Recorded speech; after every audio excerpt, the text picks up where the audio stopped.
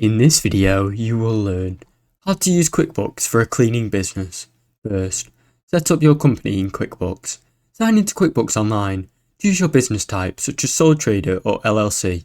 Then select the industry. This can be cleaning services. Fill in basic details like your business name and start date. Customize your account. Go to settings and chart of accounts. Add category relevant to your cleaning business, such as equipment, travel or mileage, subcontractor payments and cleaning supplies. Create service items. Go to settings and products and services. Add a service you offer, such as deep clean, move out clean or residential cleaning, with set rates.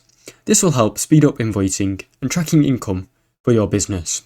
Invoice clients. Click plus and then click invoices. Choose your customer and select the cleaning service. Add the date and the total. Send it via email directly through QuickBooks. Track expenses.